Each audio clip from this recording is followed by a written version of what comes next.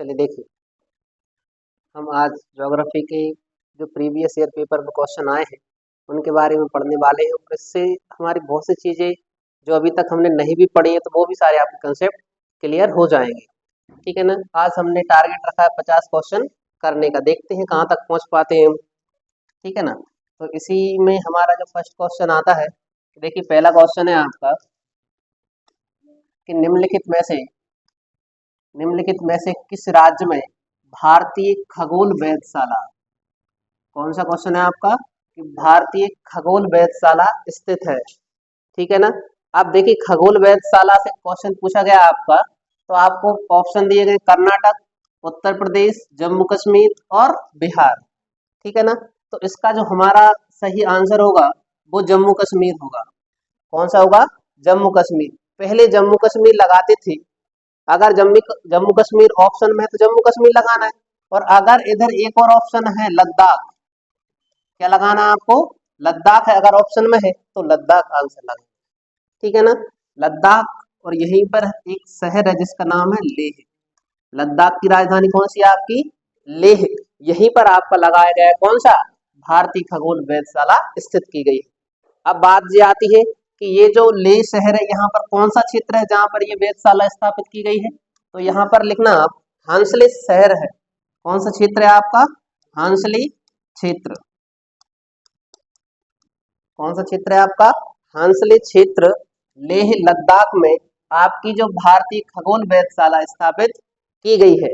अब क्वेश्चन इधर क्या है? क्वेश्चन बनता है कि ये जो है इसकी क्या विशेषता है, तो आप लिख लेना कि ये विश्व की सबसे ऊंची वेधशाला है। क्या विशेषता है इसकी? यह विश्व की सबसे ऊंची वेधशाला है। तो आप लिख लीजिए ये जो खगोलीय वेधशाला है, लिख लेना यह विश्व की सबसे ऊंची, विश्व की सबसे ऊंची वेधशाला है। कौन सी आपकी? विश्व की सबसे ऊंची वेधशाला कौन सी है आपकी? ये खगोलीय वेधशाला है। ठीक है ना। अब क्वेश्चन जो इतना आता है कि ये किसकी सहायता से संचालित की जाती है, तो आप कहोगे यहाँ पर जो खगोलीय वेधशाला है इसका जो संचालन है, इसका संचालन आप लिख लेना, इसका संचालन किया जाता है भारतीय भारतीय तारा, लिखना भारतीय तारा भौतिकी संस्थान।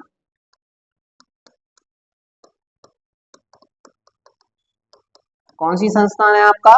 भारतीय तारा भौतिकी संस्थान। ये है बेंगलोर। कहाँ पर है आपका? बेंगलोर के द्वारा इसको संचालित किया जाता है। ठीक है ना। अब क्वेश्चन इतना सा आता है कि इसका संचालन इसके द्वारा किया जाता है, तो इसके निदेशक कौन है? भारतीय तारा भौतिकी संस्थान बेंगलोर की निदेशक, इसके जो डायरेक्टर हैं उनका नाम लिख लेना आप अन्नपूर्णा सुब्रमण्यम। क्या बताओगे आप? अन्नपूर्णा सुब्रमण्यम। क्या नाम है इनका? अन्नपूर्णा सुब्रमण्यम। किसके निदेशक माने जाते हैं आपके? ये है आपके भारतीय तारा भौतिकी संस्थान। ये कहाँ पर है आपका? बेंगलोर में है। और हम पढ़ रहे हैं कौन सी? भारतीय खगोलीय वेधशाला। ये कहाँ पर है आपकी? लेह, सॉरी लद्दाख राज्य, लेह शहर, यहीं पर कौन सा क्षेत्र है आपका? हंसली क्षेत्र में। इसकी विशेषता क्या है आपकी? यह विश्व की सबसे ऊंची वेधशाला है। अब अगला क्वेश्चन आता है, जिनको पता वो आंसर बताएं कि भारत की सबसे बड़ी दूरबीन, भारत की सबसे बड़ी दूरबीन किस वेधशाला में लगाई गई? जिनको आंसर पता वो आंसर बताएं कि भारत की सबसे बड़ी दूरबीन, क्वेश्चन क्या है अपना कि भारत की सबसे बड़ी दूरबीन कहां पर स्थापित, कहां पर स्थापित? तो आपका आंसर होगा, लिख लेना आर्यभट्ट रिसर्च इंस्टीट्यूट। आंसर क्या होगा आपका? Aryabhatta research institute. क्या आंसर होगा आपका? Aryabhatta research institute of observation.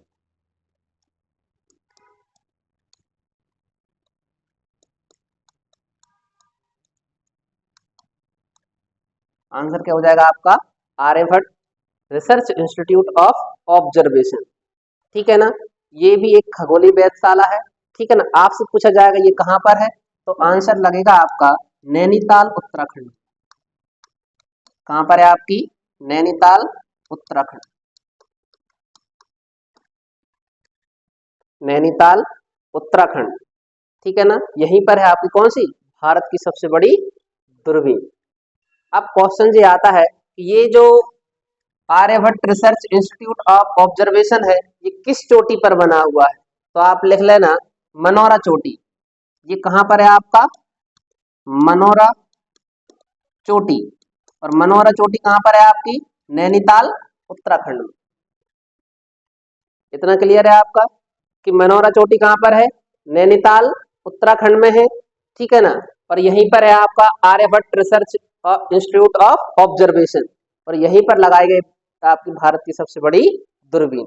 अब इतना क्वेश्चन के बाद अगला क्वेश्चन अगर कोई पूछ ले कि बताइए कि एशिया का सबसे बड़ा दूरबीन घर किसे कहते हैं? क्वेश्चन क्या है अपना? एशिया का सबसे बड़ा दूरबीन घर किसे कहा जाता है? तो अगला क्वेश्चन लिखना आप, यहीं से आएगा आपका कि एशिया का सबसे बड़ा दूरबीन घर किसे कहते हैं? एशिया का सबसे बड़ा दूरबीन घर किसको कहते हैं? ठीक है ना, तो आंसर लिखना आप टेलीस्कोप वेधशाला को। किसको कहा जाता है आपका? तो आंसर हो जाएगा आपका टेलीस्कोप वेधशाला। आंसर क्या होगा आपका? टेलीस्कोप वेधशाला। अब आपका क्वेश्चन आया कि सर अगर जो ऑप्शन में नहीं मिलता है तो फिर क्या लगाएंगे? तो आप दूसरा आंसर लिखना है इसका। इसी का नाम है, पुराना नाम लिखो, वेणु बप्पू वेधशाला। क्या नाम है इसका? वेणु बप्पू वेधशाला। ठीक है ना, अब क्वेश्चन जो आता जी कहां पर है, तो आप लिखना येलागिरी तमिलनाडु।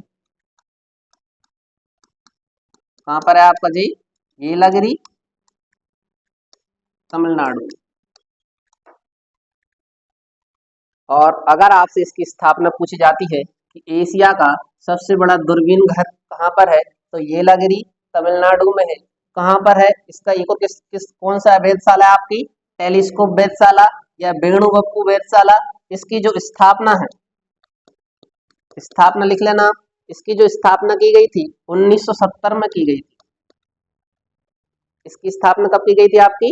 1970 में की गई थी। किसकी स्थापना? एशिया का सबसे बड़ा दूरबीन घर बनाया गया था।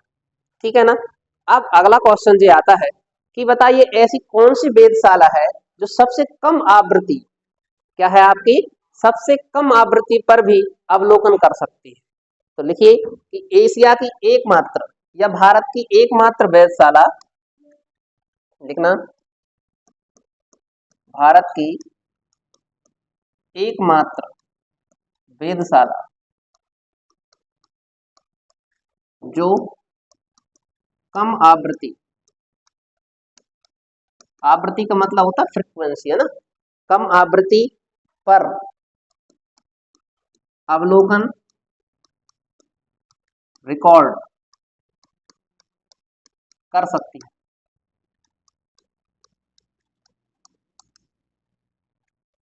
तो इसका जो नाम है, नाम लिखना कौन सी वेधशाला है, उसका नाम है गौरी बिदानूर वेधशाला। नाम एक बार और पढ़ लीजिए आप, क्या नाम है इसका? गौरी बिदानूर वेधशाला। गौरी बिदानूर वेधशाला। और इसका नाम एक और भी मिल सकता है, यहाँ पर दूसरा नाम ऐसा भी मिल सकता है, गौरी बिदानूर रेडियो वेधशाला। रेडियो वेधशाला।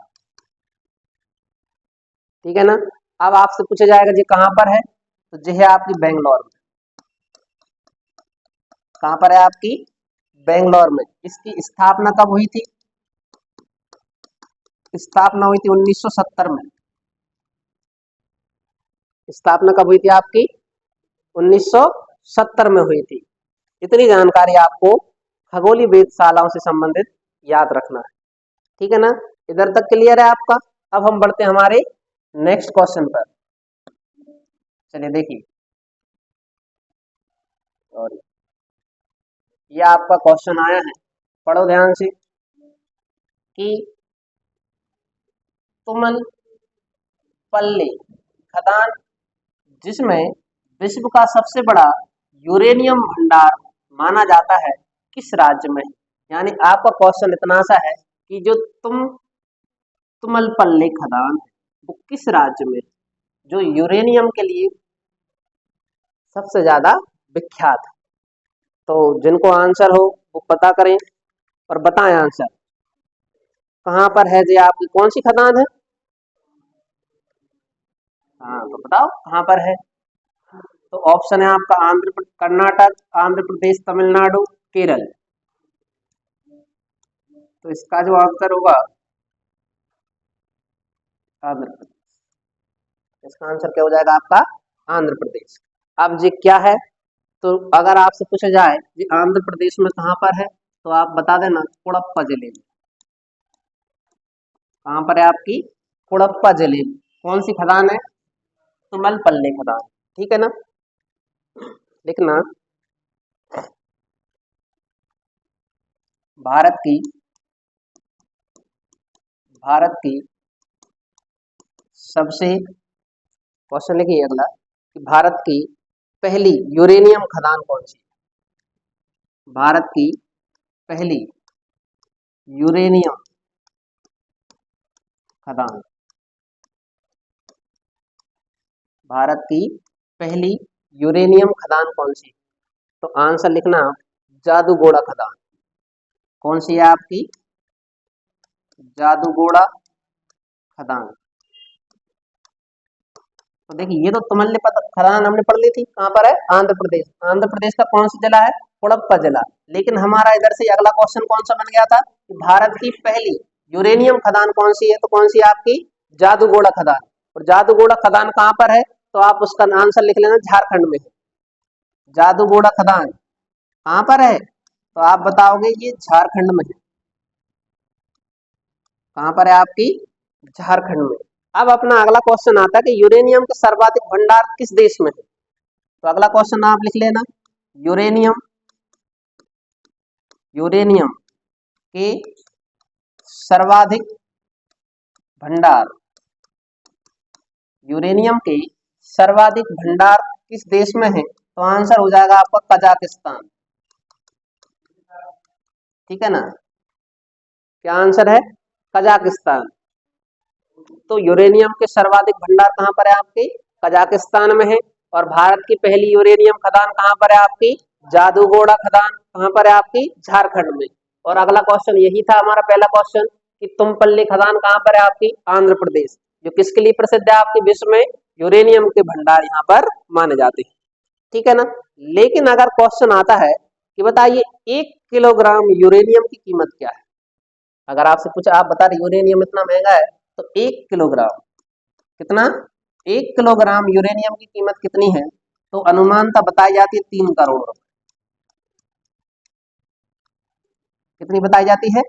3 करोड़ रुपए इसकी कीमत बताई जाती है। ठीक है ना, अब अगला क्वेश्चन लिख ली, इसी में बनता है कि विश्व की सबसे बड़ी यूरेनियम खदान कहाँ पर है? ये तो हमने बता दिया है। ठीक है ना, भंडार है यहाँ पर लेकिन खदान थोड़ी है। तो क्वेश्चन इधर से क्या बनेगा आपका? विश्व की सबसे बड़ी यूरेनियम खदान। क्वेश्चन है अपना विश्व की सबसे बड़ी यूरेनियम खदान। तो विश्व की जो सबसे बड़ी यूरेनियम की खदान है उसका आंसर लिखना उत्तरी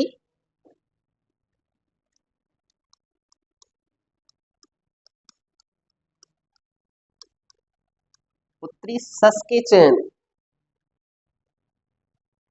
सस्केचेवान, उत्तरी सस्केचेवान। और ये कहाँ पर है? तो देश का नाम लिख लेना आप कनाडा।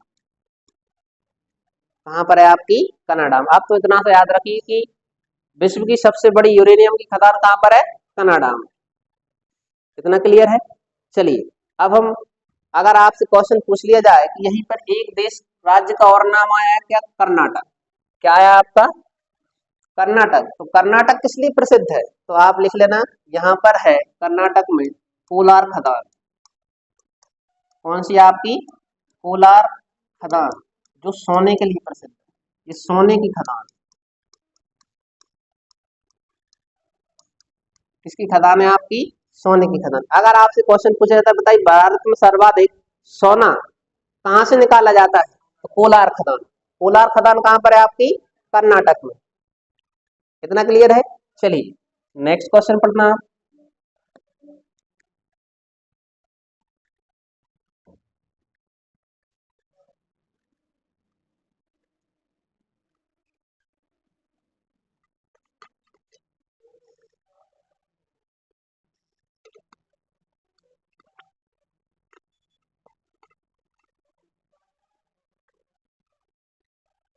चलिए देखिए हमारा क्वेश्चन क्या है कि कश्मीर में झीलों के भंडार करेबा किस लिए प्रसिद्ध, ठीक है ना। तो आपसे पूछा जाता है कि करेबा किसके लिए प्रसिद्ध है, तो आंसर होगा आपका केसर की खेती की। किसके लिए प्रसिद्ध है आपका, केसर की खेती के लिए प्रसिद्ध है क्या आपका, करेबा। इतना क्लियर है। और ये खेती की जाती है आपकी जम्मू कश्मीर। कहां पर की जाती है आपकी, जम्मू कश्मीर। इतना क्लियर है। करेबा की खेती कहां पर, यानी जो केसर की खेती कहां पर होती है आपकी, जम्मू कश्मीर, ठीक है ना। अब सेब के बगीचे, कौन से बगीचे आपके, सेब के बगीचे, ये भी आपके जम्मू कश्मीर में। कहां पर है आपके, जम्मू कश्मीर। जम्मू कश्मीर के साथ एक और राज्य, अगर जम्मू कश्मीर ऑप्शन में नहीं मिलता है तो आप बताना हिमाचल प्रदेश। क्या बताना आप, हिमाचल प्रदेश। इतना क्लियर है कि केसर की खेती कहां पर होती है, जम्मू कश्मीर। सेब के बगीचे कहां पर पाए जाते हैं, जम्मू कश्मीर। इनके अलावा कौन सा राज्य है आपका, हिमाचल प्रदेश, ठीक है ना। अब क्वेश्चन इतना सा आता है कि जो सीढ़ी नुमा खेती होती है, कौन सी खेती होती है आपकी, सीढ़ी नुमा। तो देखिए जिस सीढ़ी नुमा जो खेती होती है किसी एक फसल के लिए नहीं होती, ठीक है ना। इसमें गेहूं, चावल, बाजरा, जो सबकी खेती होती है इसमें। और सीढ़ी नुमा कैसी होती है, जैसे पहाड़ होते हैं, क्या होते हैं आपके, पहाड़ होते हैं, उन पर जैसे आपने धान के गड़े देखे होंगे, ऊंचाई के हिसाब से एक क्रम से बांटते जाते हैं, यही होती है आपकी कौन सी खेती, सीढ़ी नुमा खेती, जो सबके लिए की जाती है। जैसे इसमें कौन कौन सी फसल उगाई जाती है आपकी, गेहूं, चावल, जो सब खेती होती है, कोई स्पेशल खेती आपकी नहीं। अब अगला इसी से आता है आपका, बताइए झूमिंग खेती क्या होती है, कौन सी खेती आपकी, झूमिंग। तो झूमिंग जो होती है ये स्थान परिवर्तित करके की जाती है। कैसे, स्थान परिवर्तन। तो देखिए क्या होता था कि पहले जंगल होते हैं, क्या होते हैं, इधर की जो जनजातियां होती हैं वो जंगलों को साफ करती हैं, साफ करने के बाद वहां पर फसलों का उत्पादन करती हैं, ठीक है ना। स्थान बदलकर जो खेती की जाती है उसी को हम क्या कहते हैं, झूमिंग खेती कहते हैं।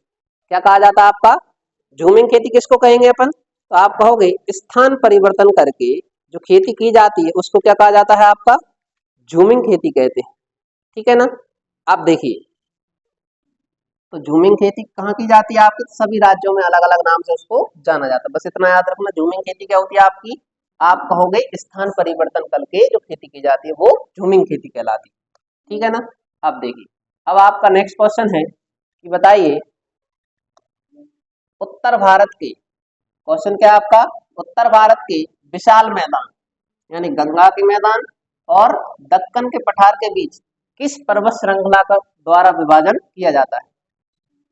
यहीं से अगर एक क्वेश्चन और आ जाए कि बताइए उत्तर भारत को, क्वेश्चन क्या है आपका, उत्तर भारत को दक्षिण भारत से, किससे, दक्षिण भारत यानी उत्तर भारत और दक्षिण भारत को विभाजित कौन सी पर्वत श्रेणी करती है, तो उसका आंसर हो जाएगा विंध्याचल पर्वत श्रेणी। कौन सी पर्वत श्रेणी होगी आपकी, विंध्याचल पर्वत श्रेणी किसको अलग करती है आपकी, तो आप बताओगे उत्तर भारत को दक्षिण भारत से अलग करती है, या गंगा के मैदानी क्षेत्र को आपके दक्कन के पठार से अलग करती है। इतना क्लियर है। अब इन्हीं से संबंधित हमारे और क्वेश्चन बनते हैं कि आपसे पूछा जाएगा कि जो अरावली पर्वत है, कौन सा पर्वत है आपका, अरावली पर्वत, अरावली पर्वत की सबसे ऊंची चोटी कौन सी है, तो अरावली पर्वत की जो आप सबसे ऊंची चोटी बताओगे उसका नाम है गुरु शिखर। क्या नाम है इसका? गुरु शिखर, सबसे ऊंची चोटी।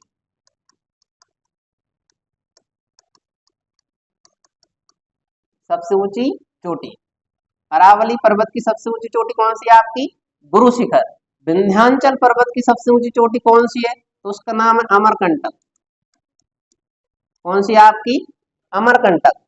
फिर आता है सतपुड़ा पर्वत। कौन सा आता है? सतपुड़ा पर्वत। सतपुड़ा पर्वत की सबसे ऊंची चोटी है धूपगढ़। कौन सी है आपकी? धूपगढ़। जो आपने नाम सुना होगा, मध्य प्रदेश की सबसे ऊंची चोटी है। और ये कौन से पर्वत पर है आपकी? महादेव पर्वत। कौन सी पर्वत पर है? महादेव पर्वत। और इसकी ऊंचाई भी आपको याद रखना है, कितनी है आपकी? 1350 मीटर। कितनी ऊंचाई है इसकी? 1350 मीटर इसकी ऊंचाई है। अब अजंता, क्या होता है आपका? अजंता की पहाड़ियां। कौन सी पहाड़ियां? अजंता की पहाड़ियां कहाँ पाई जाती है? तो आप बताओगे महाराष्ट्र में। कहाँ पर पाई जाती है आपकी? महाराष्ट्र में। और अजंता की जो गुफाएं हैं, कौन सी है आपकी? अजंता की गुफाएं। इनका संबंध बौद्ध धर्म से। किससे संबंध है इनका? बौद्ध धर्म से। अगर क्वेश्चन आता है कि अजंता की गुफाएं या एलोरा की गुफाएं कहाँ पर है? मुंबई महाराष्ट्र, ये औरंगाबाद में ही है आपकी। ठीक है ना? किस धर्म से संबंधित है आपकी? बौद्ध धर्म से संबंधित है। यहीं पर जो अजंता की पहाड़, अजंता पर्वत श्रेणी है, ये कहाँ पर है आपकी? महाराष्ट्र। यहीं से होकर आपकी, यानी आपने कहा सतपुड़ा और अजंता के बीच में ही बहती है आपकी ताप्ती नदी। कौन सी नदी बहती है आपकी? ताप्ती नदी। इन दोनों नदी यानी सतपुड़ा, कौन सा है आपका? सतपुड़ा और अजंता के बीच में ही भ्रंश घाटी का निर्माण करती है आपकी कौन सी नदी? ताप्ती नदी। कौन सी नदी करती है? ताप्ती नदी। इतना आपको याद रखना है कि अजंता की गुफाएं किस धर्म से संबंधित हैं? बौद्ध धर्म से संबंधित है। और ये कहाँ पर पाई जाती है आपकी? महाराष्ट्र में। ठीक है ना? सतपुड़ा पर्वत की सबसे ऊंची चोटी कौन सी है? धूपगढ़। विंध्याचल पर्वत की सबसे ऊंची चोटी अमरकंटक। अरावली पर्वत की सबसे ऊंची चोटी कौन सी है? गुरु शिखर। इतना क्लियर है? और एक चीज और इधर से ही आप याद रखना कि जो अरावली पर्वत है, कौन सा है? अरावली पर्वत है, इसका विस्तार हमारा दिल्ली तक है। कहाँ तक विस्तार है इसका? दिल्ली तक। इसका जो विस्तार है, इसका जो विस्तार है वो कहाँ तक है आपका? आप बताओगे दिल्ली रिच। कहाँ तक है आपका? दिल्ली रिच। ठीक है ना? यहीं यहीं पर स्थित है आपका राष्ट्रपति भवन। कौन सा भवन है आपका? राष्ट्रपति भवन। ठीक है ना? तो राष्ट्रपति भवन किस पहाड़ी पर स्थित है? तो आप बताओगे रायसेना हिल्स। रायसेना हिल्स। और ये जो आपका रायसेना हिल्स है, किस पर्वत श्रेणी का भाग है आपका? तो आप बता दोगे अरावली। इतना क्लियर है? चलिए देखिए, अब हम नेक्स्ट क्वेश्चन पर बढ़ते हैं। ये पढ़िए आप।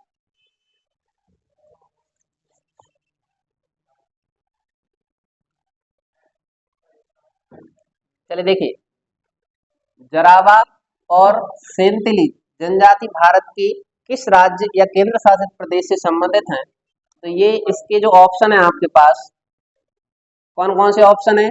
अंडमान व निकोबार द्वीप, मध्य प्रदेश, लक्षद्वीप और अरुणाचल प्रदेश। तो आपको बताना है कि ये जो जरावा है और सेंतिली जनजाति है, ये किस राज्य या केंद्र शासित प्रदेश में है? तो आपका आंसर हो जाएगा क्या? अंडमान निकोबार। क्या आंसर होगा? अंडमान और निकोबार। इतना आपको याद रखना है। कौन कौन सी जनजातियां हैं आपकी? जरावा और सेंथिलिज। ठीक है ना? अब क्वेश्चन ये आता है, ये तो आपने बता दिया है, तो मध्य प्रदेश की सबसे बड़ी जनजाति, जिसका नाम क्या है? भील जनजाति। कौन सी जनजाति है आपकी? भील जनजाति। और लक्षद्वीप, कौन सा द्वीप है आपका? लक्षद्वीप में कौन कौन सी जनजातियां पाई जाती है, उनके भी आपको नाम याद रखना है। उसका नाम है अमी निधि। अमी निधि। अगला लिख लेना, कोपा, पोपा। और एक और है आपकी जिसका नाम है मेला चेरिस,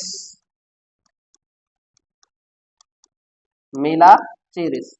ये कहाँ पर जनजातियां पाई जाती हैं आपकी, तो आप कहोगे ये लक्षद्वीप में पाई जाती है, ठीक है ना। अब क्वेश्चन वेरी इंपोर्टेंट क्वेश्चन आता है कि जो अरुणाचल प्रदेश है, कौन सा है आपका, अरुणाचल प्रदेश में कौन सी जनजाति पाई जाती है, तो उसका नाम है मोनपा। कौन सी जनजाति है आपकी, मोनपा जनजाति। कौन सी जनजाति आपकी, मोनपा जनजाति कहाँ पर पाई जाती है, अरुणाचल प्रदेश। भील जनजाति कहाँ पर पाई जाती है आपकी, मध्य प्रदेश। और अंडमान निकोबार में कौन सी जनजाति पाई जाती है आपकी, जरावा और सेंतिलिस। अब इधर से ही क्वेश्चन आता है कि भारत की सबसे बड़ी जनजाति, तो जो भारत की सबसे बड़ी जनजाति है उसका नाम है गौड़। कौन सी जनजाति आपकी, गौड़। और भारत की दूसरी सबसे बड़ी, और अगर दूसरी सबसे बड़ी के नाम आता है तो वो कौन सी है आपकी, भील जनजाति। इसका अपोजिट आप करो कि मध्य प्रदेश की सबसे बड़ी है भील जनजाति और मध्य प्रदेश की दूसरी सबसे बड़ी जनजाति है कौन सी, गौड़। जबकि भारत की सबसे बड़ी जनजाति कौन सी है, गौड़ जनजाति। और भारत की दूसरी सबसे बड़ी जनजाति कौन सी आपकी, भील। कितना क्लियर है। चलिए देखिए, अब हम नेक्स्ट क्वेश्चन पर बढ़ते हैं।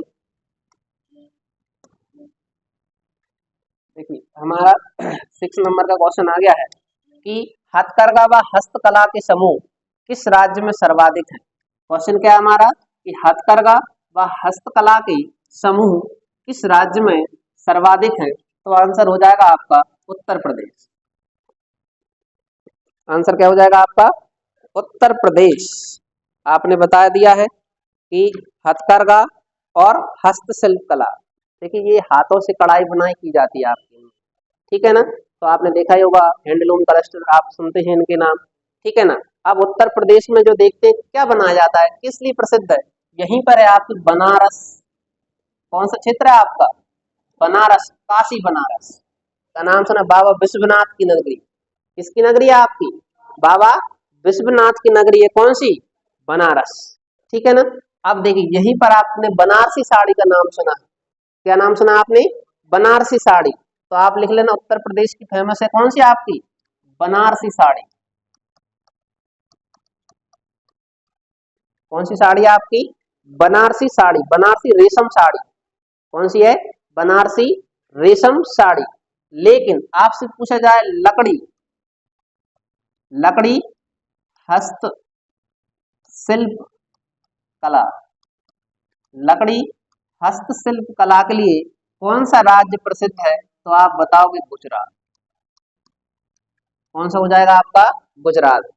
इसकी विशेषता याद रखना है, किसके लिए प्रसिद्ध है आपका, लकड़ी हस्तशिल्प कला, ठीक है ना। अब देखिए आपसे पूछा जाए कि जो कश्मीर है, क्या है, आपने सुना है कश्मीरी शॉल पढ़ते हैं आप, ठीक है ना। तो उधर कश्मीरी शॉल तो है कश्मीर में, कहां पर, कश्मीर में जो शॉल प्रसिद्ध है उस पूरा नाम लिखना, पश्मीना शॉल। कौन सा शॉल है आपका, पश्मीना शॉल। कौन सा शॉल है आपका, पश्मीना शॉल। जैसे आपने सुना कश्मीर में कश्मीरी शॉल है, जयपुर की जयपुरी साड़ी है, ठीक है ना। ऐसे ही पश्मीना शॉल नाम उसका नाम है। और अगर पूछा जाए तमिलनाडु में, कहां पर आपका, तमिलनाडु में, तो तमिलनाडु में उसका नाम लिखना कांजीवरम, कांजीवरम, कांजीवरम रेशम साड़ियां, कांजीवरम रेशम साड़ियां कहां पर प्रसिद्ध है आपकी, तमिलनाडु में। और इसी से आता है आपका लखनऊ का, तो नाम आपने सुना ही होगा, नाम सुना आपने, लखनऊ को क्या कहा जाता है, नवाबों का शहर, लखनऊ। लखनऊ को आप लिखना, इसमें चिकनकारी कढ़ाई की जाती है,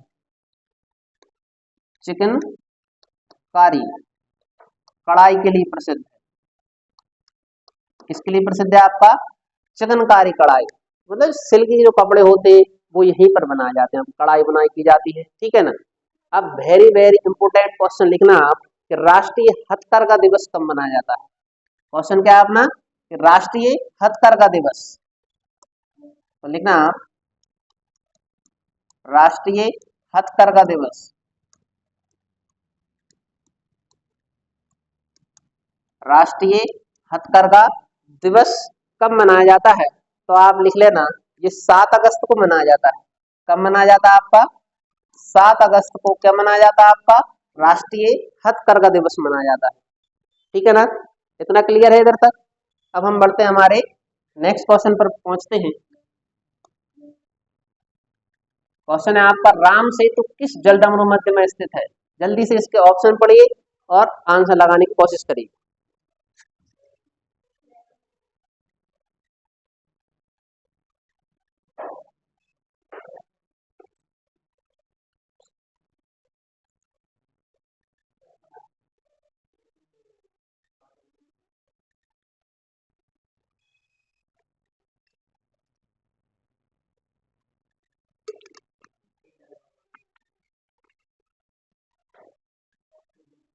चलिए देखिए, हमारे जो आंसर है, बेरिंग जलडमरू मध्य, पल्ग जलडमरू मध्य, कुक जलडमरू मध्य और तेब्रो जलडमरू मध्य। तो हमारा क्या है? राम सेतु। क्या है आपका? राम सेतु। तो देखिए, जो राम सेतु है आपका, इसका ही एक और नाम है आदम ब्रिज। एडम ब्रिज के नाम से जानते हैं। किस नाम से जानते हैं आपके? एडम ब्रिज या आदम ब्रिज के नाम से इसको जानते हैं। तो आपने जी भारत देखा होगा, कि भारत का हमारा दक्षिण भारत है और यहीं पर हमारा एक और देश, पड़ोसी देश श्रीलंका है। कौन सा है यहाँ पर आपका? श्रीलंका। ये भारत, भारत के इधर राज्य है तमिलनाडु। कौन सा राज्य है आपका? तमिलनाडु। तमिलनाडु और श्रीलंका के बीच में एक जो ब्रिज बना हुआ है, पुल, जिसको कहते हैं आदम ब्रिज या राम सेतु के नाम से इसको जानते हैं, इसको अलग करती है। देखो, आपको याद रखिए, जो जल डमरू मध्य है, क्या आपका? जल डमरू मध्य। जो जल डमरू मध्य है, ये पानी के इलाकों, किसको? जो जल के क्षेत्र हैं, जलीय क्षेत्रों को जोड़ते हैं। ठीक है ना, और ये भूमि वाले इलाके हैं। कौन से हैं आपके? भूमि वाले इलाके हैं, उनको हमेशा कैसा कर देते हैं? दूर कर देते हैं। जल डमरू को ही अपन बोलते हैं जल संधि। इसको क्या बोलते हैं अपन?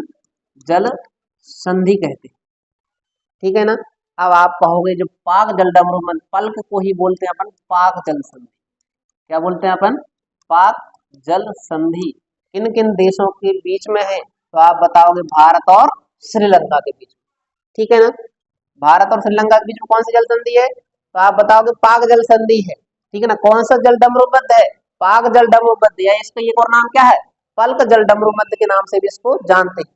अब हमने ये तो बता दिया जो भारत और श्रीलंका को अलग कर देता है, लेकिन जोड़ता किस किस को है? जोड़ता किस किस को है? तो आप लिख लेना, पाक की खाड़ी। कौन सी खाड़ी है आपकी? पाक खाड़ी। और आपकी उसका एक और नाम लिख लेना, मन्नार की खाड़ी। कौन सी खाड़ी है आपकी? मन्नार की खाड़ी। पाक की खाड़ी और मन्नार की खाड़ी को जोड़ती है पाक जल संधि, और किस किस को अलग कर देती है? भारत और श्रीलंका को अलग कर देती है। इतना क्लियर है। अब थोड़ा सा इनके बाद अब हम आते हैं किस पर? अगली जो है बेरिंग जल डमरू मध्य। कौन सा आता है आपका? बेरिंग जल डमरू मध्य। तो इसके बारे में लिखना कि जो बेरिंग जल डमरू मध्य है, ये उत्तर पूर्वी एशिया, उत्तर पूर्वी एशिया, क्या लिखोगे आप? उत्तर पूर्वी एशिया, उत्तर पूर्वी एशिया और उत्तर अमेरिका को अलग करता है। किस किस को अलग करता है आपका? उत्तर पूर्वी एशिया और उत्तर अमेरिका को अलग करती है। कौन सी आपकी जल संधि? तो आप बताओगे बेरिंग जल संधि। ठीक है ना। अब आप कहोगे कि जब ठीक है अलग कर दिया, हमें क्या दिक्कत है? जोड़ किसको रही? किसको जोड़ रही है? तो उनका नाम लिखना, बेरिंग सागर। कौन सा सागर है आपका? बेरिंग सागर। और जोड़ने का काम करती है बेरिंग सागर और ब्लू फोर्ट सागर। ब्लू फोर्ट सागर। ठीक है ना। आप कहोगे ये किस किस के बीच में है, तो आप इन दोनों के नाम लिख लेना। जो बेरिंग सागर है ये प्रशांत महासागर में आता है। किसका भाग है जी आपका? प्रशांत महासागर, दुनिया का सबसे बड़ा महासागर। कौन सा महासागर है? प्रशांत महासागर। और ब्लू फोर्ट सागर जो है वो लिख लेना आप, आर्कटिक महासागर में आता है। किसका भाग है आपका? आप बताओगे आर्कटिक महासागर। इन दोनों को क्या कर देता है? जोड़ देता है, अलग कर देता है। उत्तर अमेरिका और उत्तर पूर्वी एशिया को अलग करता है। कितना क्लियर है? चलिए देखिए, अब हमारी जो अगला जलडमरू मध्य है इसी में कौन सा है? कुक जलडमरू मध्य। कौन सा है आपका? कुक जलडमरू मध्य। तो कुक जलडमरू मध्य ये न्यूजीलैंड में है। कहां पर है आपका? न्यूजीलैंड। कहां पर है आपका? न्यूजीलैंड में है। तो आप लिख लेना किस किस को अलग करता है आपका? उत्तरी और दक्षिणी द्वीपों को अलग करता है। न्यूजीलैंड के उत्तरी और दक्षिणी द्वीपों को क्या करता है? अलग अलग करता है। अगर आपसे पूछा जाए कुक जल संधि किस किस को अलग करती है, तो जो आपके न्यूजीलैंड के जो द्वीप समूह है उत्तरी और दक्षिणी द्वीपों को कैसा कर देती है? अलग कर देती है। ठीक है ना? अब आप कहोगे तो अलग कर देती तो बहुत खुशी की बात है, लेकिन जोड़ती किसको है? जोड़ेगी भी तो सही। तो आप लिखना तस्मान सागर। कौन सा सागर है आपका? तस्मान सागर। और एक और जो है उसका नाम है दक्षिणी प्रशांत महासागर को जोड़ती है। किसको जोड़ती है आपकी? तस्मान सागर और दक्षिणी प्रशांत महासागर। इतना आपको इसके बारे में याद रखना। कौन सी जल संधि है आपकी? कुक जल संधि। कुक जल संधि किस किस को जोड़ रही है आपकी? उत्तरी और दक्षिणी द्वीपों को। ठीक है ना? किसके द्वीप हैं? न्यूजीलैंड के। अलग कर रही है आपकी तस्मान सागर और दक्षिणी प्रशांत महासागर को अलग करती है। अब इसी से हमारा जो नेक्स्ट क्वेश्चन है, इधर तक क्लियर है आपका? अब देखिए नेक्स्ट क्वेश्चन आता है तेब्रो जल डमरू मध्य। कौन सा आता है आपका?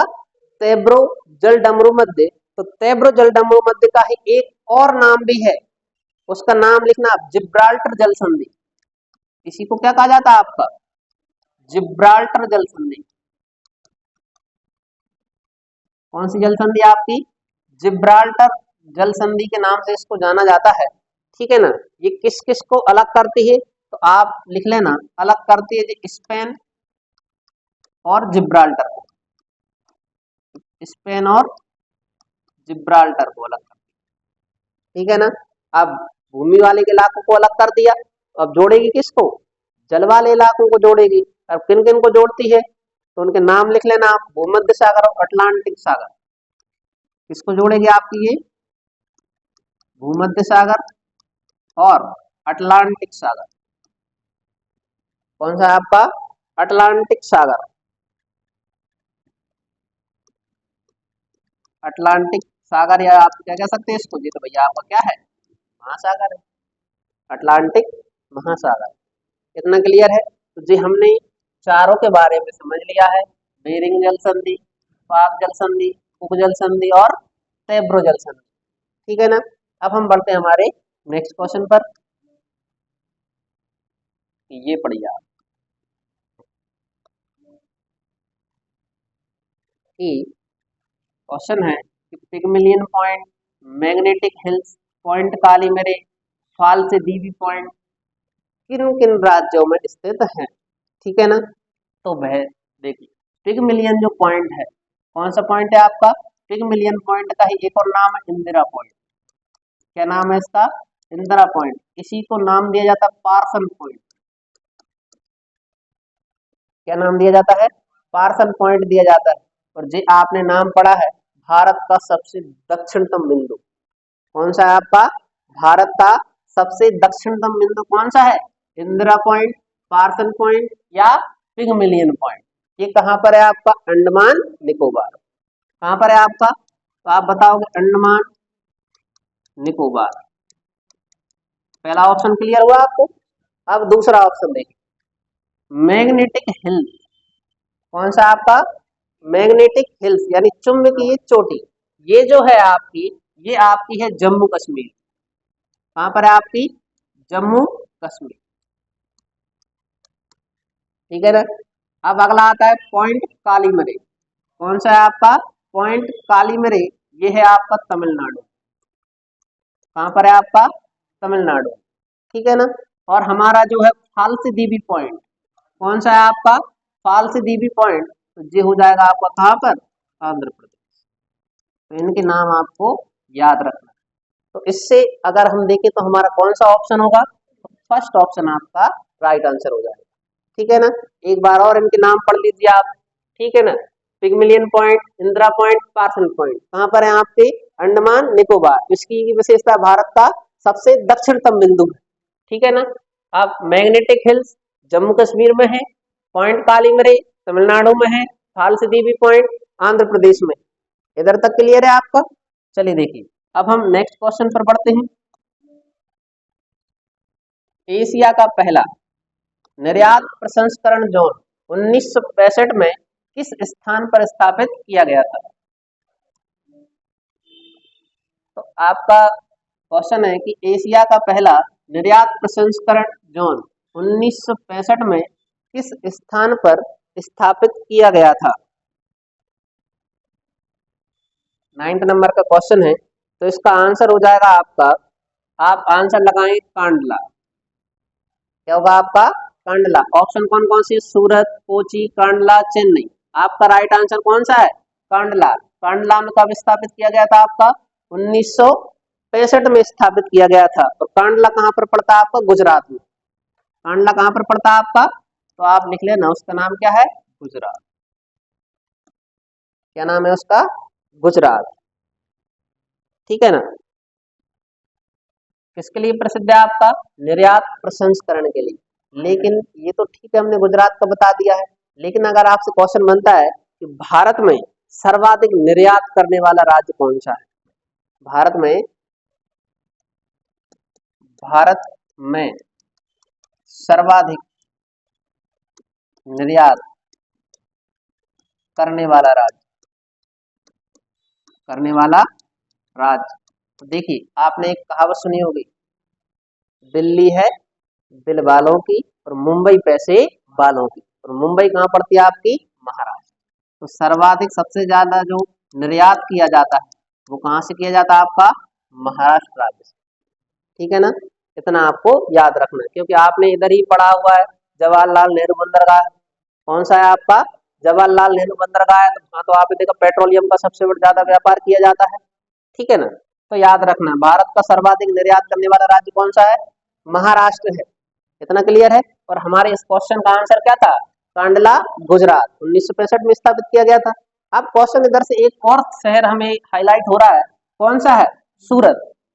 ठीक है ना। सूरत में हम देखते हैं कि अंग्रेजों ने सबसे पहली कोठी 1608 में खोलने को प्रस्तावित किया था। ठीक है ना। और वो जहांगीर से परमिशन ले, उस समय भारत में किसका शासन चल रहा था आपका? जहांगीर का शासन चल रहा था। देखिए कंपनी की स्थापना हुई थी आपकी कब? 1600 में। और उस समय भारत का शासक था अकबर। कौन था? अकबर। अकबर की मृत्यु हो जाती है और उधर से एक व्यक्ति आता है आपका और परमिशन लेने आता है, किसके दरबार में? जहांगीर के दरबार में। तो आप थोड़ा सा इससे संबंधित भी लिख लेना कि जो सूरत है, कौन सा क्षेत्र है आपका? सूरत।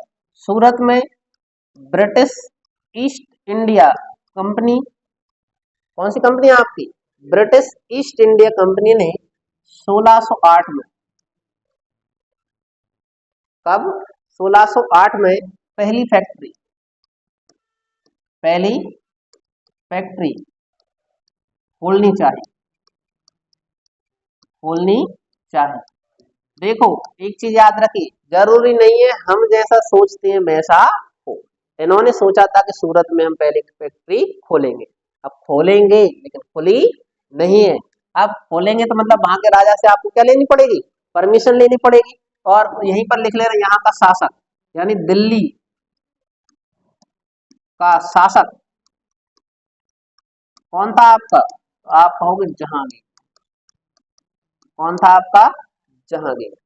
ठीक है ना। जहांगीर। तो अब जहांगीर से कोई ना कोई परमिशन लेने आएगा आपकी कृपा से। ठीक है ना।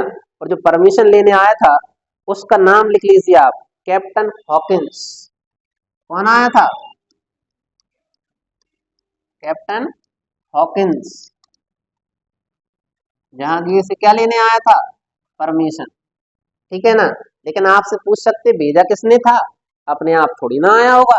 तो वहां के लिख लेना, वहां के सम्राट थे, ब्रिटेन के सम्राट, यानी ब्रिटेन के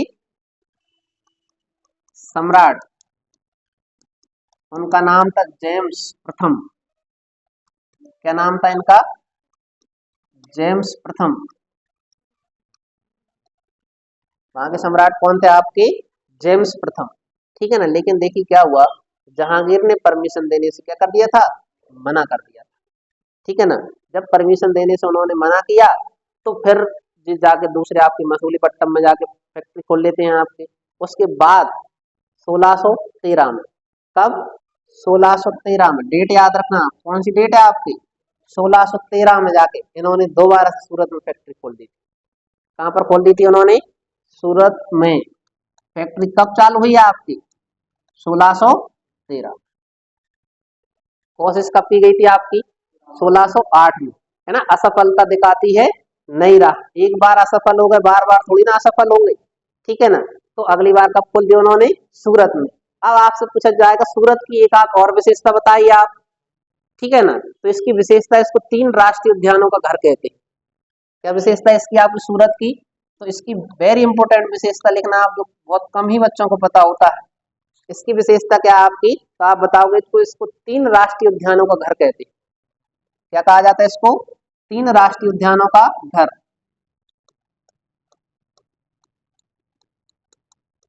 3 राष्ट्रीय उद्यानों का घर कहते हैं।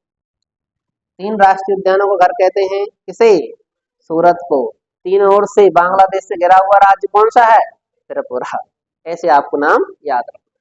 ठीक है ना। लेकिन तीनों राष्ट्रीय उद्यानों का घर कौन सा है आपका? सूरत। अब नाम तो याद नहीं रखना है कौन कौन से हैं, लेकिन आप सुन लीजिए आप, बरथना, सरथना, अल्थना, राष्ट्रीय उद्यानों के नाम कौन कौन से? बरथना, सरथना और अल्थना। ये 3 राष्ट्रीय उद्यान है, कहाँ पर है आपके? सूरत में। ठीक है। अब देखिए इधर तक क्लियर है हमारा। अब हम बढ़ते हैं नेक्स्ट क्वेश्चन पर। 10वें नंबर का क्वेश्चन आ गया हमारा। ठीक है ना। चलिए देखिए कि भारत की स्थलीय सीमा लगभग 15,200 किलोमीटर है। भारत की स्थलीय सीमा कितनी है आपकी?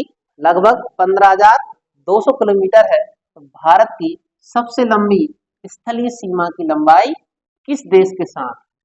ठीक है ना। तो आपका जो आंसर है, तो भारत जो है सर्वाधिक स्थलीय सीमा लगाता है किसके साथ?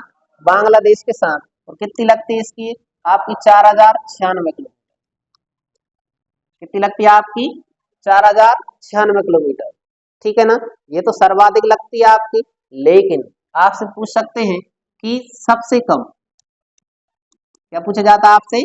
सबसे कम किसके साथ लगती है? तो आप बताओ। अफगानिस्तान।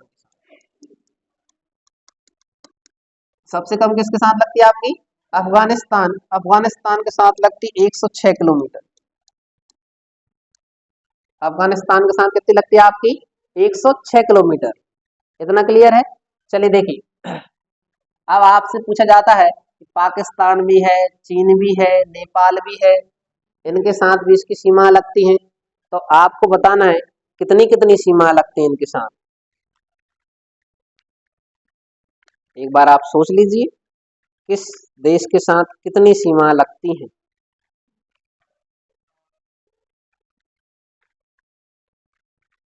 सोच के आंसर दें, ऐसे ही तुक्का ना लगाएं, क्योंकि तुक्का हमेशा भी आपके सही नहीं होते हैं।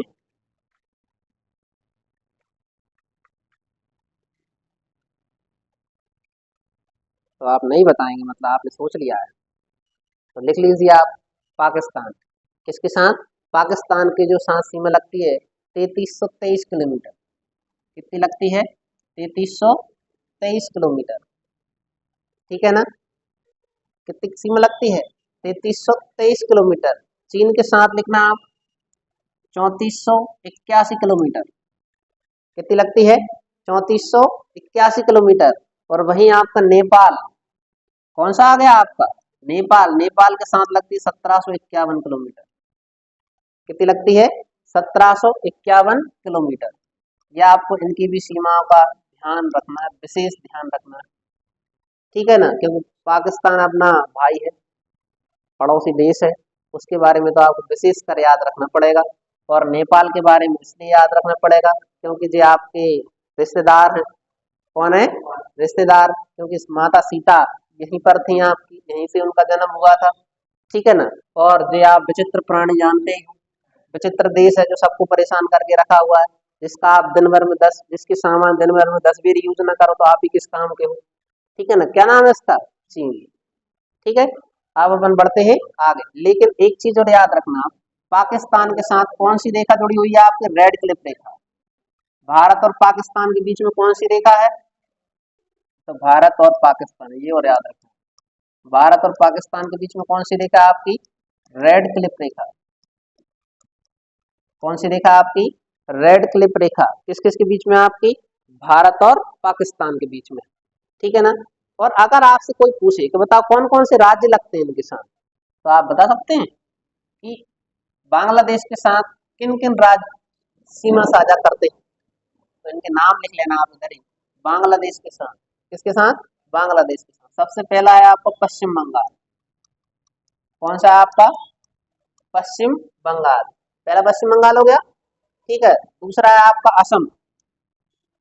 कौन सा है आपका? असम। दो राज्य हो गए आपके। तीसरा लिख लीजिए आप, मेघालय। कौन सा हो जाएगा आपका? मेघालय, जिसको मेघों का घर कहते हैं। यहीं पर है आपका विश्व का सर्वाधिक वर्षा वाला स्थान। कौन सा है? मासिनराम। पुराना जो था चेरापूंजी, ठीक है ना। मेघालय हो गया आपका। फिर लिख लीजिए आप त्रिपुरा। कौन सा है आपका? त्रिपुरा। कितने राज्य हो गए आपके? 4। और पांचवा लिख लीजिए मिजोरम। पांचवा कौन सा है आपका? मिजोरम। ये 5 राज्य हो चुके हैं आपके, जो किसके साथ सीमा साझा करते हैं? बांग्लादेश के साथ। और अभी एसएससी जीडी में 2021 में क्वेश्चन पूछा गया था कि बताइए ऐसा कौन सा राज्य है जो बांग्लादेश से 2 बार सीमा साझा करता है? तो उसका नाम है 2 बार सीमा साझा। कितनी बार? 2 बार सीमा साझा करता है। कौन सा राज्य है वो? असम। लेकिन 3 ओर से, कितनी ओर से? 3 ओर से, 3 ओर से घिरा हुआ राज्य कौन सा है आपका? त्रिपुरा। दोनों का याद रखना, ये 2 बार लगता है और ये कितनी बार लगता है? 3 बार लगता है। इतना क्लियर है। अब हम थोड़ा सा इसके बारे में भी देख लेते हैं, पाकिस्तान के साथ आपके कौन कौन लगते हैं? किसके साथ? पाकिस्तान के साथ। तो पाकिस्तान के साथ लगते हैं आपके, बताइए कौन कौन लगता है? सबसे पहले तो गुजरात। कौन लगेगा आपका? गुजरात। फिर इसी के साथ लग जाएगा आपका राजस्थान। कौन लग जाएगा आपका? राजस्थान। पंजाब। कौन आ गया आपका? पंजाब। पंजाब के बाद आपको कौन लगेगा? जम्मू कश्मीर। कौन सा लगता है आपका? जम्मू कश्मीर। और इसी के साथ हो जाएगा आपका कौन? लद्दाख। इतना आपको इनके बारे में याद रखना। जी किसके साथ सीमा साझा करते हैं? तो आपके जी पाकिस्तान के साथ सीमा साझा करते हैं। अब एक और आता है चीन। कौन सा है? चीन। तो चीन है, नाम तो सुना ही है चीन। चीन के साथ एक सीमा है जिसका नाम है मैकमोहन रेखा। कौन सी रेखा है आपकी? मैकमोहन रेखा। भारत और चीन के बीच में कौन सी रेखा है आपकी? मैकमोहन। कौन सी रेखा है आपकी? मैकमोहन रेखा। भारत और चीन के बीच में कौन सी रेखा है? मैकमोहन रेखा। कब निर्धारण किया गया था इसका? 1914। मैकमोहन रेखा का निर्धारण कब किया गया है? 1914 में। इसके साथ कौन कौन लगते हैं? तो आपने कहा लद्दाख। कौन लगेगा आपका? लद्दाख। आपने बता दिया हिमाचल प्रदेश। लद्दाख, हिमाचल प्रदेश। और कौन लग जाएगा? आप कहोगे उत्तराखंड।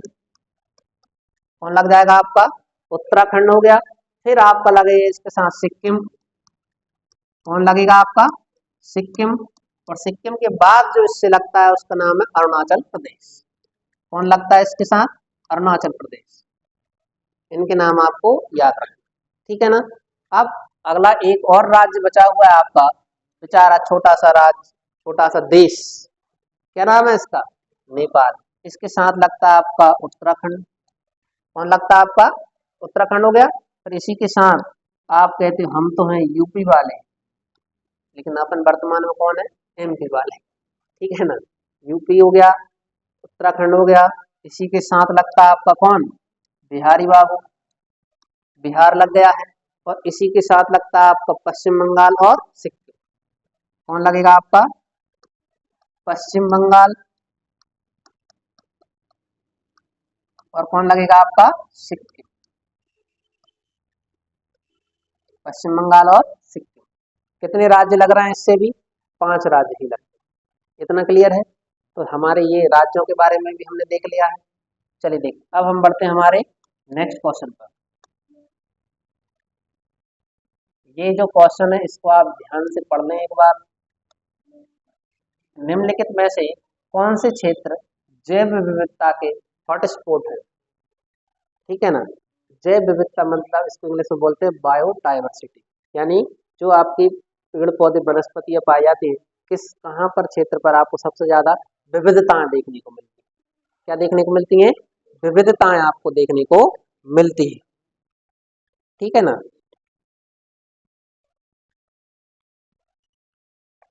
कौन सा क्षेत्र है आपका? जैव विविधता। तो आपको जिनको पता हो वो जैव विविधता के बारे में बताएं।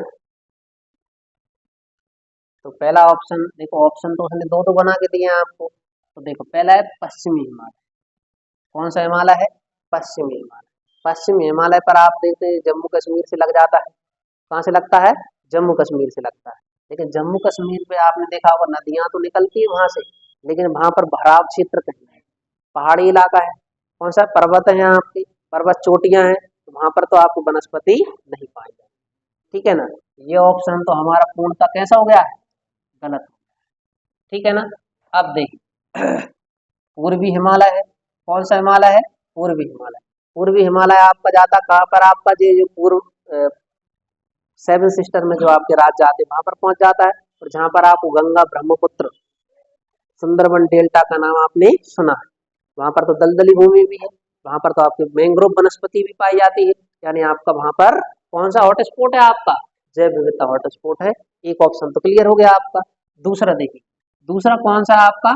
पश्चिमी घाट। कौन सा है आपका? पश्चिमी घाट। अब आपने देखा होगा भारत में जो सबसे पहले मानसून आता है अरब सागर की खाड़ी से। कहाँ से आता है? अरब सागर से आता है, ठीक है ना। अब वो सबसे पहले बरसात कहाँ कराता है? आपको पश्चिमी घाट पे। कहाँ कराता है? पश्चिमी घाट। तो पश्चिमी घाट में आपने देखा होगा पेड़ पौधे भी बहुत ज्यादा है, तो ये भी आपका आंसर हो जाएगा, ठीक है ना। लेकिन कौन सा है आपका? पूर्वी घाट। अब पूर्वी घाट पे बरसात ही नहीं होती ज्यादा। क्या नहीं होती है? बरसात। यहाँ पर तो बरसात लौटते हुए मानसून से होती है, यहाँ पर आपकी क्या नहीं पाई जाती है? जैव विविधता नहीं पाई जाती। यानी आपके आंसर क्या हो जाएंगे? पूर्वी हिमालय और पश्चिमी घाट। ऑप्शन नंबर कौन सा हो जाएगा आपका? सेकंड। इतना क्लियर है? ये हमारे किसके बारे में पढ़ दिया अपन ने? हॉटस्पॉट। हॉटस्पॉट अगर क्वेश्चन पूछा जाए तो दुनिया में कुल कितने हॉटस्पॉट है? कब कहाँ भी पूछा जाए? विश्व में, यानी दुनिया में कुल जैव विविधता, जैव विविधता हॉट स्पॉट, यानी गर्म क्षेत्र भी जिनको अपन कह सकते हैं ना, हॉट स्पॉट जो है वो उनकी संख्या 36। दुनिया में कितने हॉट स्पॉट हैं आपके? 36 है। लेकिन 36 में से 4 भारत में। भारत में कितने हैं आपके? 4। यानी 36 में से आपने भारत में बता दिया, तो भारत में इनकी संख्या कितनी है आपकी? 4। इतना क्लियर है? अब दो तो तुम्हारे सामने ही लिख रहा है, पूर्वी हिमालय और पश्चिमी घाट। तो दो और होंगे कहीं से भी, होंगे कि नहीं होंगे? तो आप लिख लेना, इसी में अपन बताएंगे। देखो नाम लिख लीजिए, पश्चिमी घाट। कौन सा घाट है आपका? पश्चिमी घाट, ठीक है। दूसरा आप हिमालय बताओगे, जिसका आप बताओगे कौन? हिमालय लगाना आप ऑप्शन पे। क्या बताना आप? हिमालय। क्या बता दोगे आप? हिमालय, जो आपने पूर्वी हिमालय बता दिया है, ठीक है ना। इसी में आप बताओगे भारत बर्मा। कौन सा क्षेत्र आ जाएगा आपका? भारत बर्मा क्षेत्र आ जाएगा, ठीक है ना। इसी में आएगा आपका सुंदर क्षेत्र या सुंदरी क्षेत्र, या जिसको अपन क्या बोलते हैं, सुंदरबन डेल्टा के नाम से जानते हैं। ये दो तीन क्षेत्र हैं आपके, ये लगभग उसी साइड है, मतलब जो सेवन सिस्टर है ना आपकी, उधर उसी साइड आपका ये क्षेत्र पाया जाता है। वो नदियां उधर ही सबसे ज्यादा, क्योंकि आपने देखा होगा इधर से गंगा नदी आती, ये इधर से ऐसी गंगा नदी आई, और इधर से कौन सी नदी आ गई आपकी, ब्रह्मपुत्र नदी, और दोनों बड़ी नदियां हैं आपस में, और यहाँ पर एक क्षेत्र का निर्माण करती है सुंदरबन डेल्टा। लेकिन आसपास के क्षेत्रों में भी तो वनस्पतियां पाई जाती है। और एक चीज और याद रखना कि जो सुंदरबन है, कौन सा आपका सुंदरबन डेल्टा, दुनिया का सबसे बड़ा नदी डेल्टा है।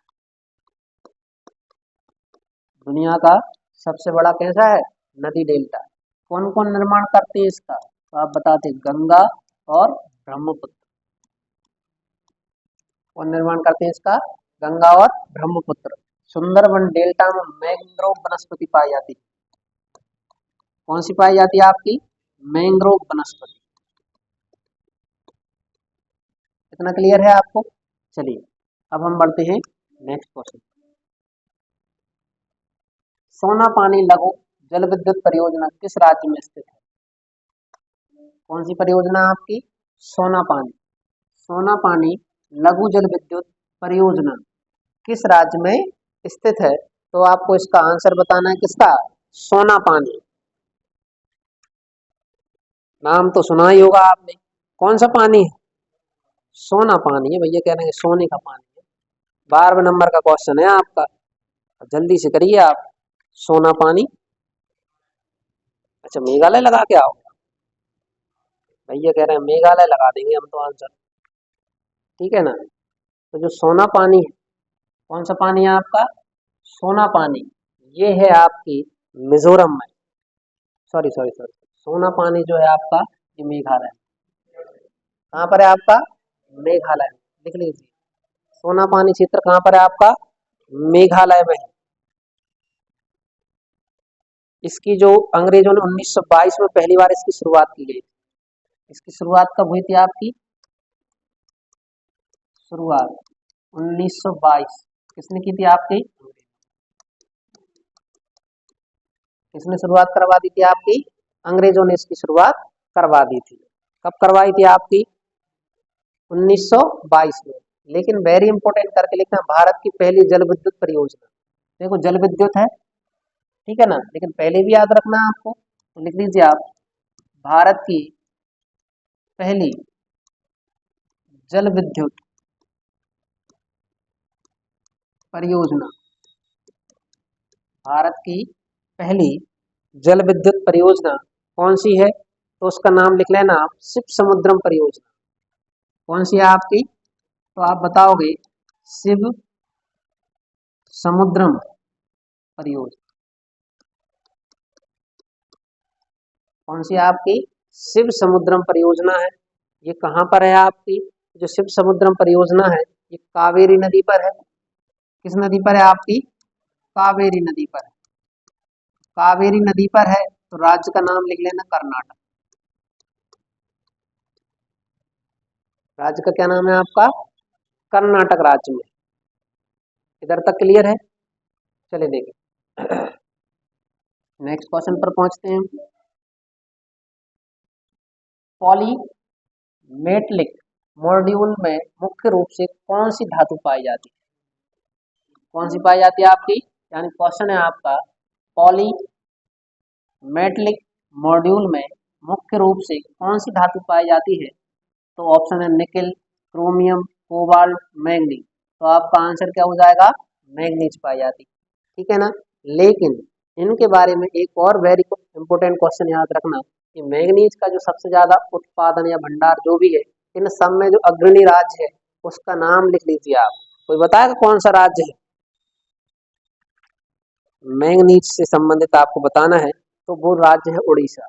कौन सा है आपका, उड़ीसा। उड़ीसा सब चीजों के लिए प्रसिद्ध है जी, निकल, क्रोमियम, कोबाल्ट, मैग्नीज, इन सब का जो उत्पादन हो जाता है वो कहाँ पर होता है आपका, उड़ीसा। और ये क्या है आपकी, इनसे मिलकर मिश्र धातुएं बनाई जाती है। क्या बनाई जाती है आपकी, मिश्र धातुएं बनाई जाती है, मिश्रण कर देते हैं आपके, ठीक है ना। इनसे संबंधित कौन सी चीज फेमस है, आप कौन सा राज्य है आपका, उड़ीसा। चलिए नेक्स्ट क्वेश्चन देखना आप, भारतीय भूविज्ञान मंत्रालय ने प्रोजेक्ट वर्षमान, कौन सा है आपका, प्रोजेक्ट वर्षमान की आधारशिला किस देश के सहयोग से रखी, ठीक है ना। तो ऑप्शन है आपके अमेरिका, रूस, फ्रांस और जर्मनी, ठीक है ना। तो इसका जो आंसर हो जाएगा वो होगा आपका कौन सा है, फ्रांस। कौन सा है आपका, फ्रांस इसका आपका आंसर हो जाएगा। क्या क्वेश्चन है आपका, भारतीय भूवैज्ञानिक मंत्रालय ने प्रोजेक्ट वर्षमान की आधारशिला किस देश के सहयोग से रखी, तो आंसर क्या होगा आपका, फ्रांस। लेकिन क्वेश्चन अपना एक और आता है कि भारतीय भूवैज्ञानिक के संस्थापक किसको कहा जाता है, भारतीय भूवैज्ञानिक के संस्थापक, इसी से क्वेश्चन क्या बनेगा आपका, भारतीय भूवैज्ञानिक, भूविज्ञान के संस्थापक, भारतीय भूविज्ञान के संस्थापक किसको कहा जाता है, तो उनका नाम लिख लेना, थॉमस, क्या नाम है इनका, थॉमस ओल्डहैम, ओल्डहैम, क्या नाम है इनका, थॉमस ओल्डहैम। किसके संस्थापक हैं आपके जी, तो आप बताओगे भारतीय भूविज्ञान या भूवैज्ञानिक के संस्थापक माने जाते हैं, ठीक है ना। इसके बाद अपन बढ़ते हैं अगले क्वेश्चन पर। देखिए काल वैशाखी अथवा नार्वेस्टर, कौन सा आ गया आपका क्वेश्चन, काल वैशाखी अथवा नार्वेस्टर नामक तूफान पश्चिम बंगाल में किस ऋतु के अवसर में आता है, ठीक है ना। तो ये देखो अपन ने सुना है कि अभी जो दिसंबर का महीना चल रहा है, ठीक है ना, दिसंबर के बाद बरसात खत्म हो चुकी है आपकी, अब जो जनवरी फरवरी में आप देखते हैं इसको अपन कहते हैं लौटता हुआ मानसून। क्या कहा जाता है इसको, लौटता हुआ मानसून कहते हैं। और अलग अलग राज्यों में अलग अलग नाम से वर्षा कराता है, ठीक है ना। और इसकी जो शुरुआत हो जाती है किसकी, काल वैशाखी या नार्वेस्टर की शुरुआत हो जाती है, यह आपकी ग्रीष्म काल के आरंभ से हो जाती है। कब से हो जाती है आपकी, तो आंसर क्या हो जाएगा आपका, ग्रीष्म काल के आरंभ से इसकी शुरुआत हो जाती है, ठीक है ना। और ये क्या होते हैं आपके, तूफान आते हैं, क्या आते हैं, तूफान। आपने देखा हवा चलेंगी, गर्मियां आ जाती है, हवा चलेंगी, हवा चलने के साथ साथ थोड़ी बहुत क्या हो जाती है इनके साथ, वर्षा हो जाती है, ठीक है ना। इसको अपन बोलते हैं काल वैशाख, ठीक है ना। और इनको ही अलग अलग नाम से जानते हैं अपन, काल वैशाखी को क्या कहते हैं अपन, नार्वेस्टर के नाम से भी इसको अपन जानते हैं, ठीक है ना। चलिए नेक्स्ट क्वेश्चन देखिए आप, ये क्वेश्चन आ गया आपका कि निम्न सिंधु नदी प्रवाह तंत्र की इन 6 नदियों पर विचार कीजिए। कौन कौन सी नदियां हैं, सिंधु, झेलम, चिनाब, सतलज, ब्यास, रावी, ठीक है ना। तो पहले तो हम इनके उद्गम स्थल के बारे में देखते हैं, कौन सी नदियां कहाँ से निकल जाती हैं, ठीक है ना। फिर इनके बारे में देखते हैं, इनके पुराने नाम कौन कौन से, ठीक है ना, इनको वेदों में किन किन नामों से जाना गया है ना, ऐसा पढ़ते हैं अपन, फिर जाके आपकी नदियां आ जाएंगी। फिर इनके बारे में अपन पढ़ेंगे सिंधु नदी समझौता, क्या पढ़ेंगे अपन, सिंधु नदी समझौता। आप बताएंगे सिंधु नदी जल समझौता कब हुआ था, सिंधु नदी जल समझौता। तो देखिए जो आपकी सिंधु नदी है, कौन सी है आपकी, सिंधु नदी, इसका जो उद्गम है, क्या है इसका उद्गम, कहाँ से होता है, बोखरचू, बोखरचू ग्लेशियर, कहाँ से होता है इसका, बोखरचू ग्लेशियर से इसका उद्गम होता है, ठीक है ना। अगर तुम ये नहीं मिलेगा तो आपको नाम मिलेगा कैलाश मानसरोवर, क्या लगाते हैं आप, कैलाश मानसरोवर,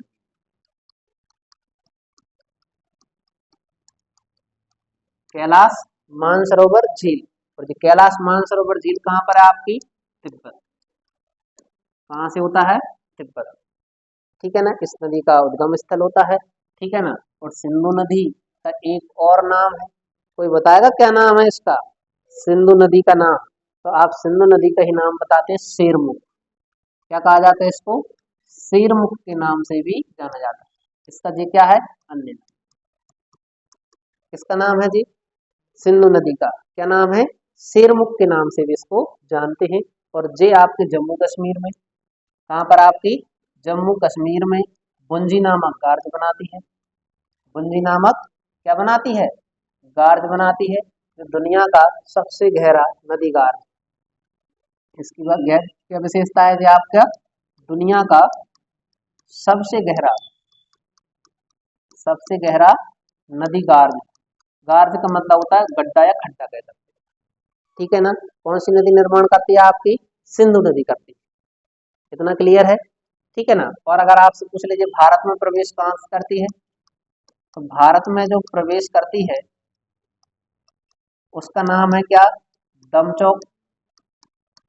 और भारत से जो बाहर निकलती है, ये एक जगह है, उसका नाम है क्या? चिल्ला। से पाकिस्तान में चली जाती है। इतनी जानकारी हम किसके बारे में याद रखना है? सिंधु नदी के बारे में। ठीक है ना? और सिंधु नदी का तो आपने देखा होगा ऋग्वेद में भी उल्लेख मिलता है। ठीक है ना? और इसी की नदी के किनारे बसी हुई थी आपकी सिंधु घाटी सभ्यता। कौन सी सभ्यता बसी थी आपकी? सिंधु घाटी सभ्यता। वो फिर इतिहास का पोर्शन एक अलग हो जाता है। ठीक है ना? तो ये नदी कौन सी पढ़ते हैं हमने? सिंधु। अब अपन बढ़ते हैं कौन सी, इसी में दूसरी क्रम पर आती है आपकी कौन सी है? झेलम। कौन सी नदी आती है? झेलम। तो झेलम नदी का जो उद्गम स्थल है वो शेषनाग झील से हुआ है। कहाँ से हुआ है आपका? शेषनाग झील उद्गम। ठीक है ना? कहाँ से हुआ आपका? शेषनाग झील से इसका उद्गम हो गया है। इसका जो अन्य नाम, इसका क्या बताना अपने? अन्य नाम। तो इसका जो अन्य नाम है वो है बितस्ता। क्या नाम है इसका? बितस्ता। ठीक है ना? अब बितस्ता का युद्ध हुआ था, जिसको हाइडेस्पिस के युद्ध के नाम से जानते हैं। किस नाम से जानते हैं अपन? बितस्ता का युद्ध। बितस्ता का युद्ध, या जिसको अपन किस नाम से जानते हैं अपन? हाइडेस्पिस का युद्ध। ठीक है ना? किस किस के बीच में हुआ था आपका? तो सिकंदर वर्सेस कौन था आपका? पोरस। इनके बीच में युद्ध हुआ था। कौन सा आपका? हाइडेस्पिस या बितस्ता का युद्ध हुआ था। ठीक है ना? अब देखिए, जो आपकी झेलम नदी है, कौन सी नदी है आपकी? झेलम। झेलम की ही एक सहायक नदी है। कौन सी नदी है आपकी? सहायक नदी। इसकी जो सहायक नदी है उसका नाम है क्या? किशनगंगा। क्या नाम है? किशनगंगा। और किशनगंगा को ही पाकिस्तान में कहा जाता है क्या? नीलम। पाकिस्तान में इसका नाम क्या है? नीलम। जबकि भारत में इसको क्या कहा जाता है आपका? किशनगंगा के नाम से इसको जानते हैं। ठीक है ना? अब देखिए, दूसरी अगली नदी कौन सी आती है आपकी? तो आप बताओगे चिनाब नदी। कौन सी नदी आती है आपकी? चिनाब। तो जो चिनाब है, चिनाब का उद्गम कहाँ से हुआ है? तो आप बताओगे दो नदियां हैं, एक का नाम है चंद्रा, और कौन सी है? भागा। चंद्रा और भागा नदियों के मिलन से उद्गम होता है किस नदी का? तो आप बताते हो चिनाब नदी का उद्गम होता है। ठीक है ना? और जो चिनाब, चिनाब का जो पुराना नाम है, इसका पुराना नाम क्या नाम है इसका? तो आप बताते हो अस्किनी। क्या कहा जाता है इसको? अस्किनी के नाम से इसको जाना जाता है। किस नदी को? चिनाब नदी को इसको अस्किनी के नाम से अपन जानते हैं। ठीक है ना? अब देखिए, चिनाब, आप इसकी एक और विशेषता याद रखना, ये सिंधु नदी की सबसे लंबी या सबसे बड़ी सहायक नदी। सबसे बड़ी कैसी नदी है जी आपकी? सहायक नदी। ठीक है ना? अब देखिए, अगली नदी आती है आपकी कौन सी है? सतलज। कौन सी नदी है आपकी? सतलज। ये भी आपकी तिब्बत से निकलती है। तिब्बत में कहाँ से निकलती है आपकी? राकस्ताल झील। कहाँ से निकलती है जी आपकी? राकस्ताल झील तिब्बत कहाँ से निकलती है आपकी? राकस्ताल झील कहाँ से निकलती है? राकस्ताल झील कहाँ पर है आपका? तिब्बत से निकलती है। इसका ही एक और नाम है सतुद्री। इसको ही किस नाम से जाना जाता है आपका? सतुद्री के नाम से इसको अपन जानते हैं। किस नाम से जानते हैं इसको अपन? सतुद्री के नाम से इसको जाना जाता है। ठीक है ना? अब देखिए ये नदी निकल चुकी है आपको कहाँ से? तिब्बत से निकलती है और भारत में प्रवेश कहाँ से करती है? तो कहीं ना कहीं से तो भारत में ये प्रवेश करती होगी। कोई बताएगा कहाँ से प्रवेश करती है? किला दर्रे से।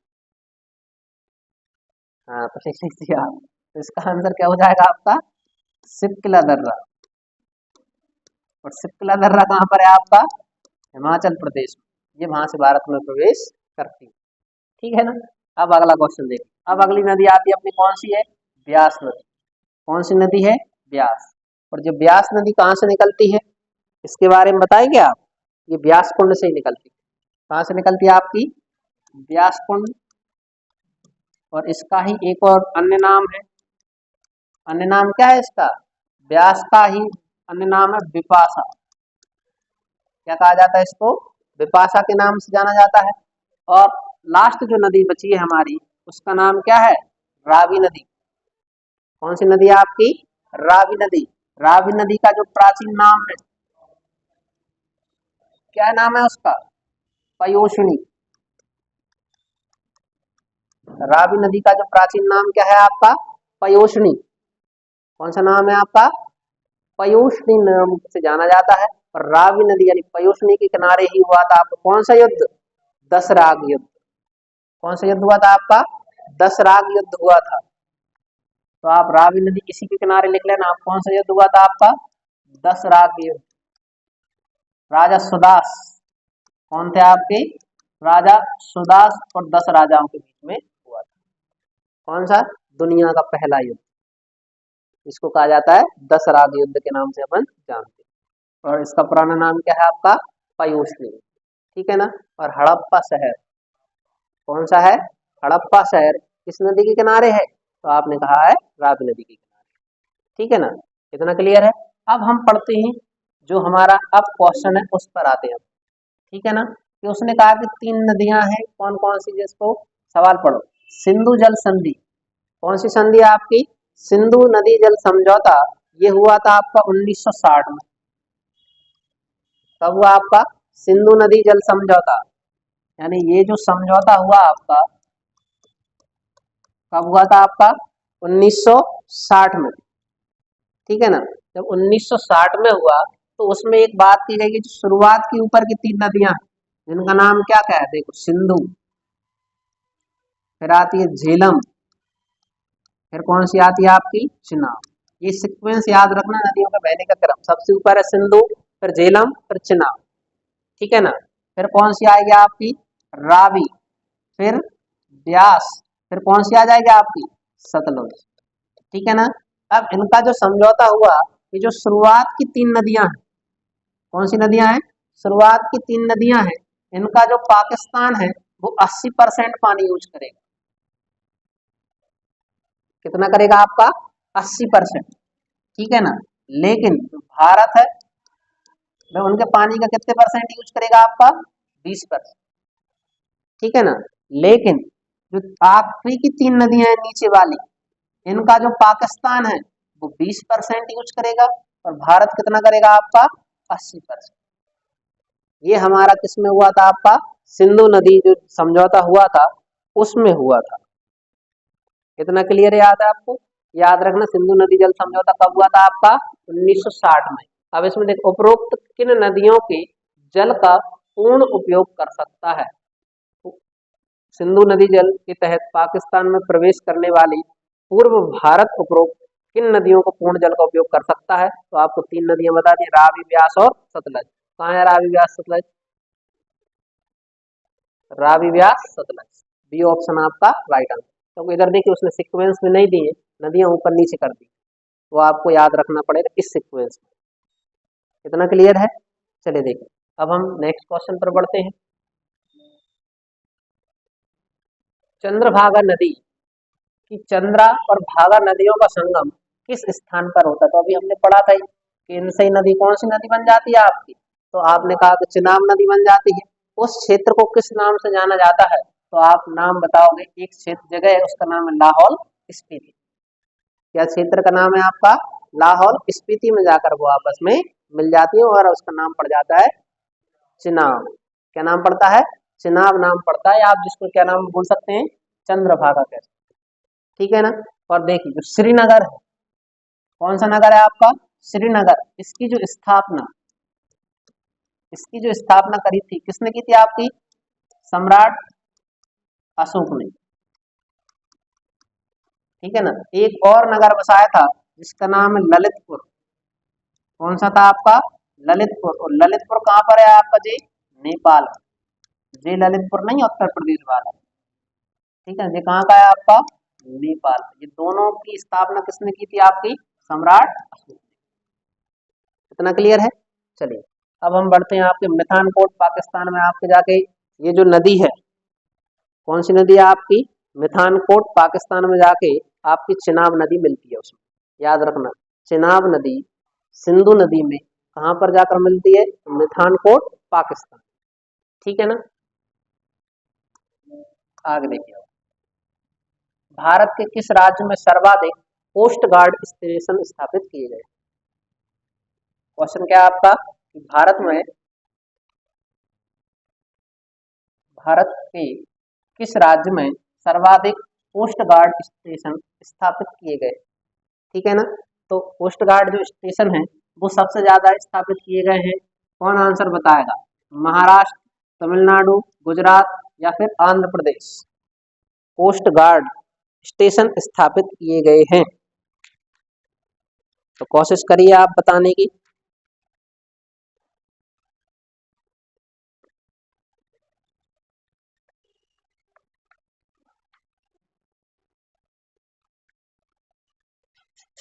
देखिए इसका जो आपका आंसर हो जाएगा वो होगा आंध्र प्रदेश। क्या है आपका answer? Andhra Pradesh. Coast guard ये क्या होते हैं? तो आपने सुना होगा जो समुद्री तट है, क्या है आपकी? समुद्री तटीय सीमा की जो रक्षा करने के लिए जो विभाग बनाया जाता है, जैसे आपकी नॉर्मल पुलिस रहती है, इनके लिए भी कोई ना कोई विभाग होगा आपका, कोई ना कोई सेना होगी जिनकी रक्षा करती होगी, उसी को बोलते हैं अपन क्या? Coast guard. क्या कहते हैं उसको? Coast guard. हिंदी में बोलते हैं भारतीय तट रक्षक। क्या बोलते हैं?